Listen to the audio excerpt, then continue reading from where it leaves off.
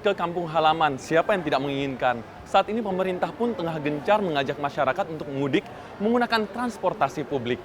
Ajakan ini tentunya sangat beralasan, karena mudik menggunakan transportasi publik dinilai lebih aman dan nyaman, serta sanggup mengurangi beban jalan raya. Pertanyaannya saat ini adalah, maukah Anda pemirsa mudik menggunakan transportasi publik?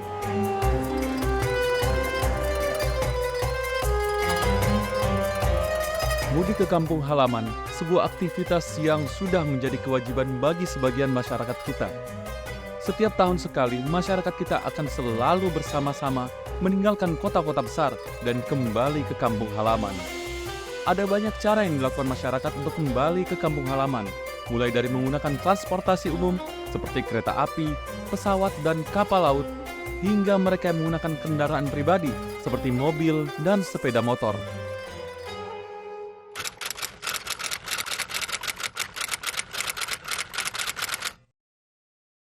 Mudik transportasi umum biar nggak macet, ya lebih enak pakai kendaraan umum. Jadi kan udah difasilitasi negara itu yang namanya kendaraan umum. Lebih baik pakai kendaraan umum aja, jangan pakai kendaraan pribadi, ya. Karena memang kan Idul Fitri adalah kembali lagi ke leluhur, kembali lagi ke orang tua. Jadi memang kita punya tekanannya berbeda-beda dari saya dengan yang lainnya gitu. Sedangkan semua orang Lebaran pasti kembali lagi ke kampung halaman.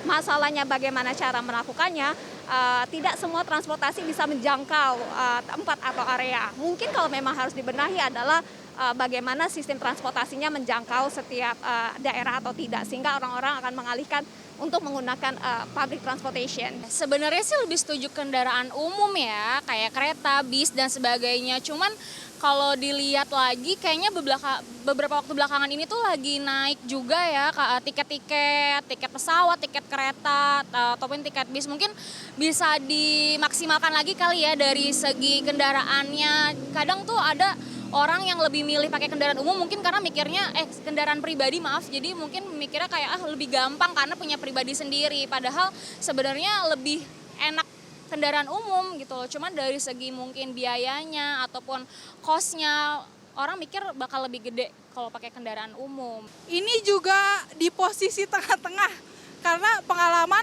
pribadi kalau misalnya pakai kendaraan umum itu kita lebih aman, nggak capek. Tapi minus harganya mahal banget, terus udah gitu desak-desakan sama yang lain juga. Tapi kalau pakai pribadi kayak tadi bisa capek, tapi lebih hemat di ongkos.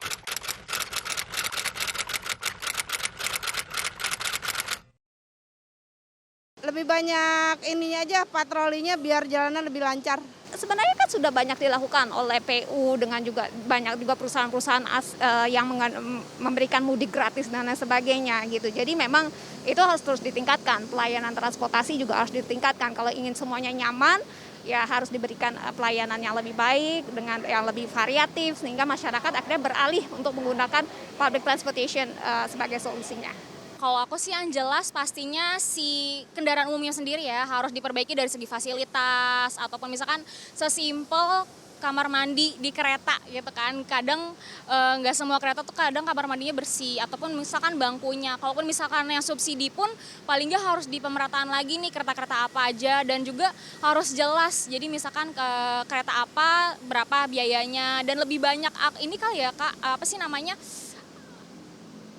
Keretanya diperbanyak ataupun bisnya diperbanyak. Apalagi kan arus mudik ini lagi banyak kan setelah pandemi, mulai banyak orang lagi yang berbondong-bondong. Jadi kayaknya selain kebersihan, fasilitas, kayaknya juga si kereta atau kendaraannya sendiri juga harus diperbanyak deh. Mungkin bisa kalau banyak banget mudik gratisnya itu nanti kuotanya ditambah, prosedur pendaftaran verifikasinya diperbaiki biar nggak ada yang double-double. Jadi kuotanya bisa dipakai sama yang lain. Jadi kita ngerasa nggak susah untuk ikut program-program yang kayak gini, kayak gitu. Tapi bagaimana dari ibu kota provinsi atau ibu kota kabupaten menuju ke desa asal, kan tidak ada layanan angkutan umum.